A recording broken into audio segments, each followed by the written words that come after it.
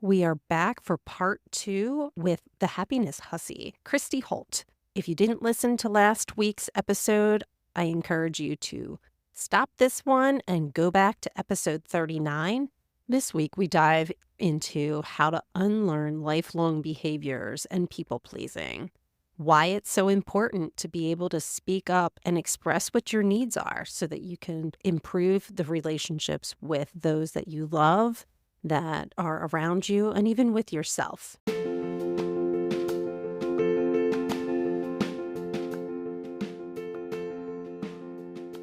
Welcome to the Wellness Empowerment Project. I'm Trish. And I'm Julie. We are two nurses exploring holistic healing and wellness practices to empower you to be the leader of your own health. Join us as we try out new things, or as we call it, weird shit, and have some fun along the way.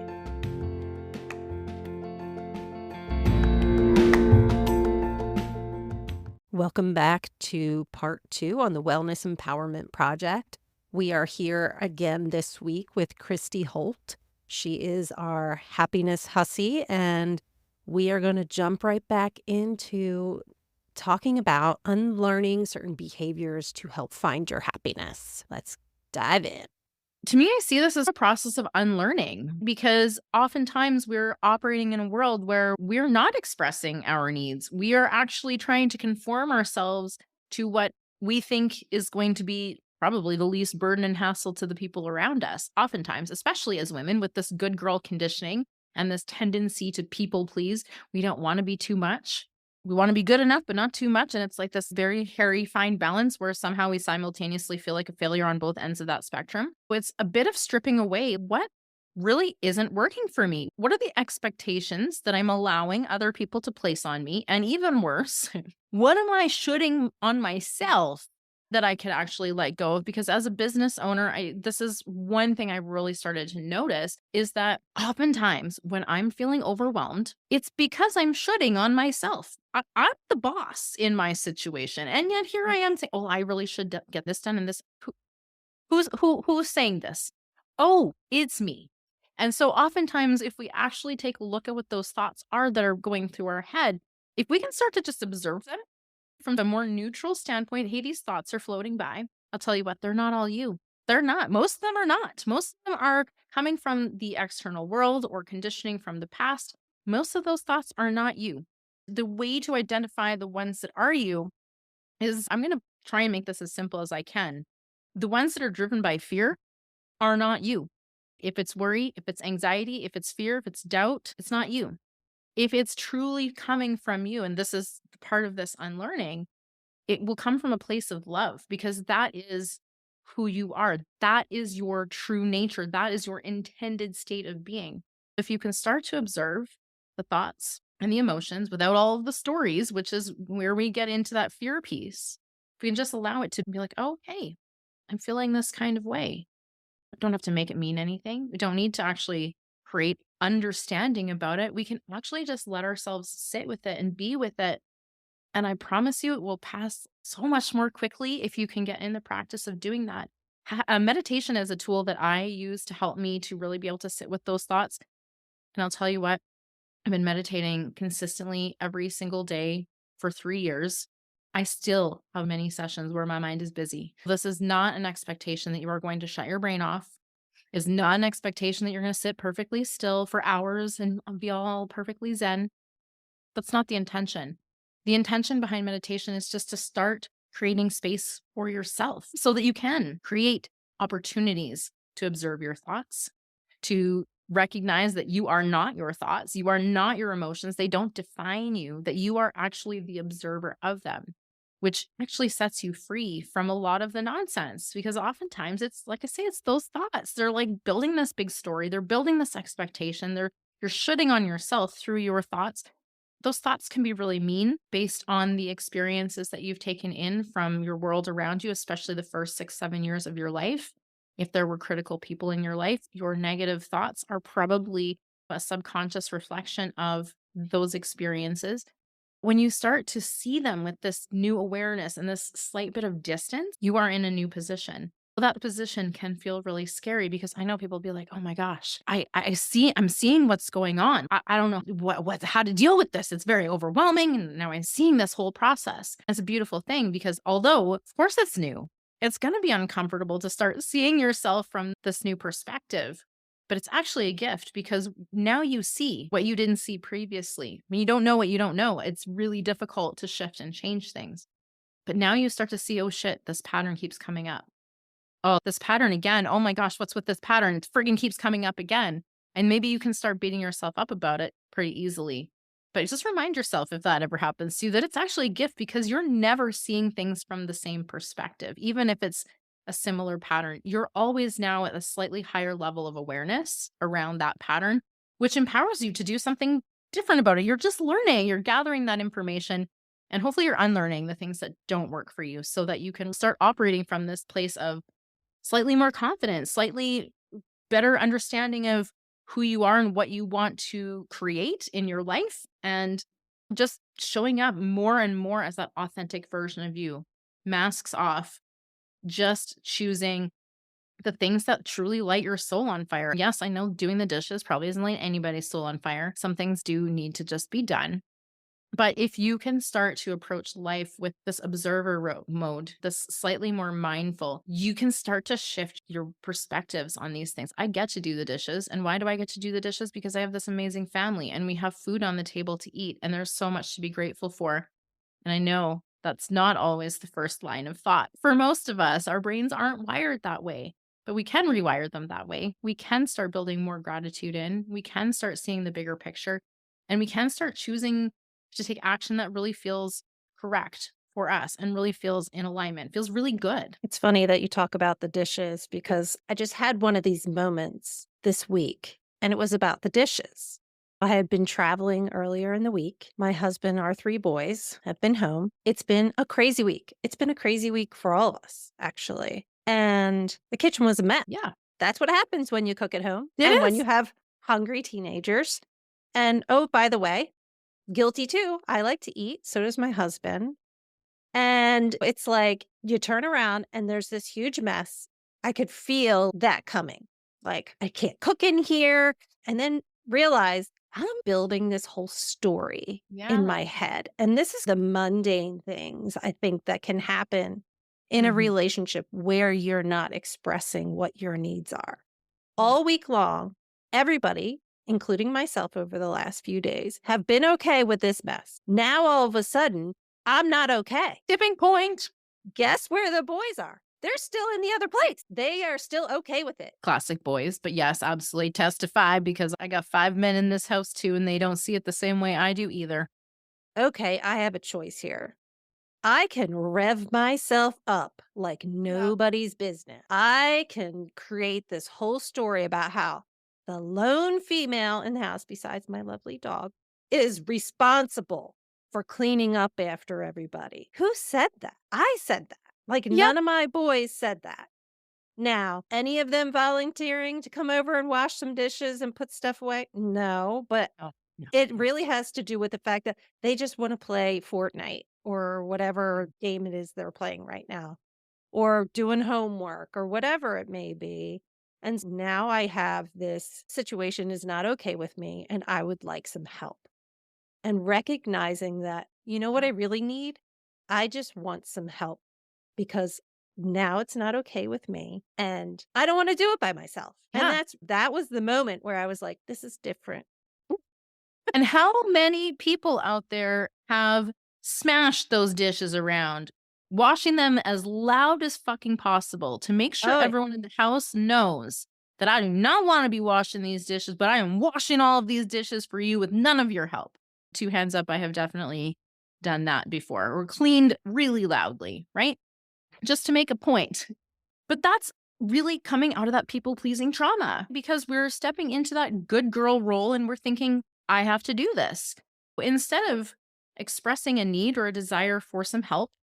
And again, often we get into problems too when we express a need with expectation attached to it as well. And that's a whole nother kind of piece of this. But oftentimes we don't express the need. We don't want to be needy. We want to please the people. We don't want to create conflict. We want to be nice. We don't express the need. And then what happens? We're angry. We're bitter, we're resentful, we're frustrated, we're disappointed. We expect them to read our minds. They didn't. So now we're upset about that. We end up stomping around cleaning really loudly instead of just saying, hey, can you give me a hand? It is a bit of a confidence thing, but it's a trauma response. But I don't want anyone to go around beating themselves up for thinking like, oh, I'm a massive failure because I just do this. But recognize that this is a trauma response. That wasn't your fault. The reason that happened in the first place is not about fault or blame. It's not about the circumstances there. It's really about awareness so that you can choose to respond differently. And if you're upset about something, if you're like, say, arguing about that shouldn't be this way, I want to challenge you too. Byron Katie talks about arguing with reality. If you think something shouldn't be this way and yet it is, well, how do you think you're going to waste your energy arguing about what is? That is completely unproductive. If you would like to do something different about it, then that's fine. The other members of your household might not care to do something different about it, right? If their socks are on the floor, they don't care that their socks are on the floor. If it's bothering you, you can do a couple of things. You can deal with it because it's bothering you. You can be pissed off because no one's doing it and it's bothering you. Or you can ask them to do something about it. And It's so that this is really simple though, right? It's a choice. Yeah. You can choose certain actions that can make you miserable, wait, so easy to or do. right? Or you can choose actions that will actually bring you more peace, bring you actually closer with the people around you. Yeah. And if you're not doing that, it's probably because you're functioning in survival mode and you aren't seeing the choices. Again, that's not your fault. It's not about fault or blame, but it is a call for you to move through whatever is going on the inside to reflect there so you can move through the survival mode and bring your brain literally back online. In survival mode, extraneous critical thinking skills are on power save mode. Okay. So it's literally focused, blinders on, don't die. It's usually not as extreme as that. We're not actually being chased by lions or anything that actually require us to be that focused. But here we are, 21st century. That is how our bodies are wired. That's how our amygdala works. If we can just move through that, again, 90 seconds, deep breaths, a short meditation, shaking our body can be a really good way. Animals doing this all the time to expend that extra energy. It can be giving yourself some physical touch, maybe a little havening or like little hugs. It could be going for a walk around the block. There are so many different possible ways for you to shift through this 90 seconds, come out the other side. And it's like the blinders come off and you start to see, holy shit, I actually have way more choices than I thought 90 seconds ago. Instead of that reaction that comes from the emotion, from the past experience and memories and all of that stuff that we have from the past, we can be here, present in the now moment, choosing how we want to show up, who we want to be here and now, and the actions that we want to take that align with who we truly are, which again is love, was the essence of love. There's so much there's so much that you just said that I resonate with. I think that when you start down this journey, if you look at some of these everyday mundane things, these little things that you can start to express for yourself, is that a good place for some folks to start just with the little stuff? Oh, Because absolutely. sometimes it can be overwhelming, I think, when you're going down this path and you're like, "Oh my gosh, I have to figure out my trauma response, and is there stuff from my childhood, and I don't know if I wanna go all there," to bring it down to a good starting place. It is 1,000% baby steps because what happens if you try to take the leap too far, you actually create more of a survival mode reaction. Ultimately, we're here in our cozy, quote unquote, comfort zone that's usually pretty uncomfy, but it's familiar.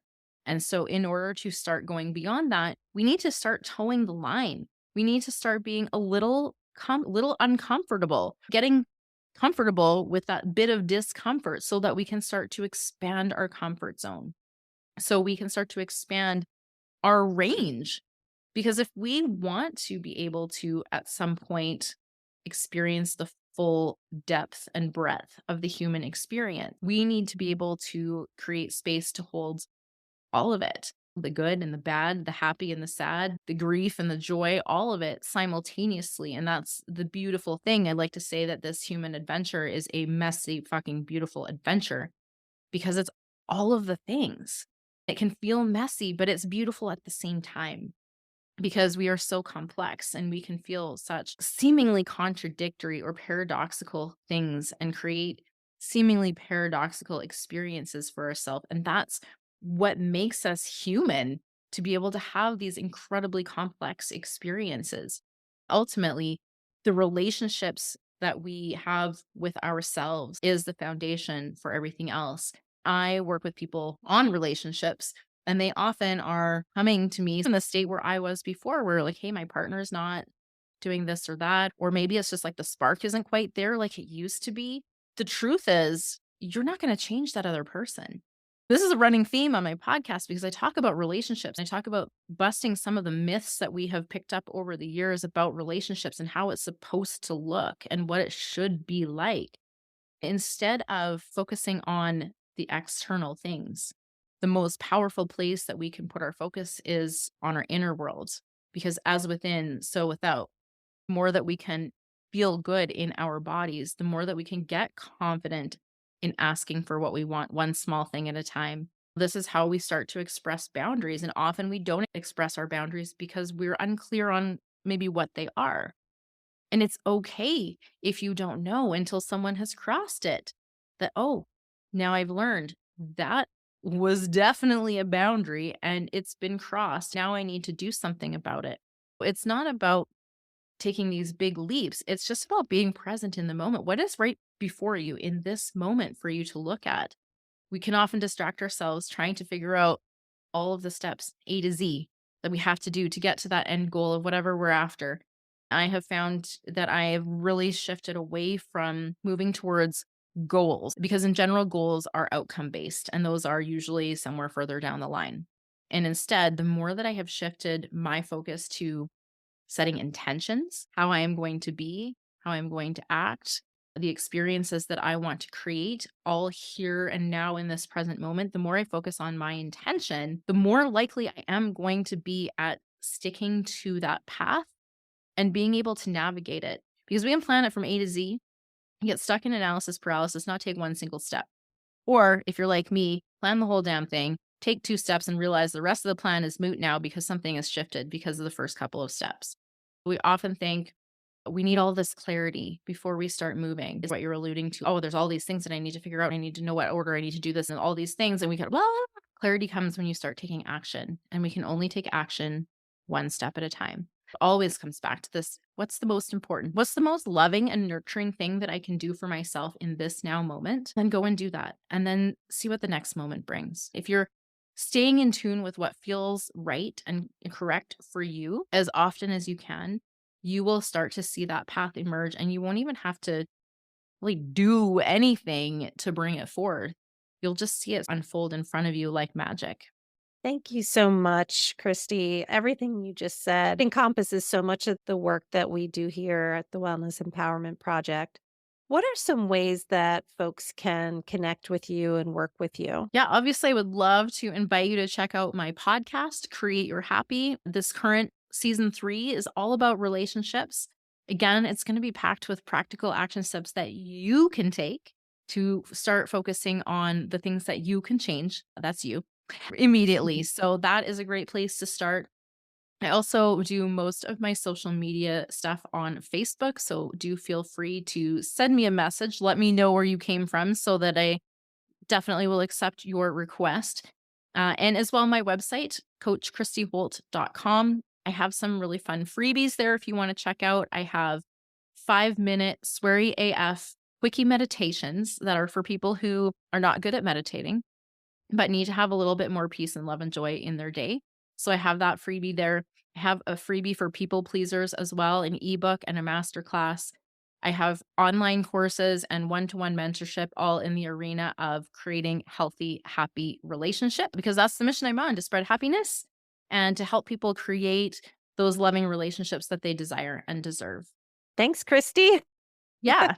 Thank you so much for coming on the Wellness Empowerment Project. I'll make sure that all of those links and all of that information for people to get in touch with you are in our show notes, so it's quick and easy for folks to find. Awesome. Thank you so much for having me. It has been really fun. And I hope that your listeners have seen themselves in some of the stories and situations that we have relayed, because ultimately the reason we share is so that you as the listeners don't feel like you're alone, right? So that you feel like other people have been where you are and see a potential pathway forward, a permission slip to start being a little bit more you starting today. Thanks so much, Christy. Thank you.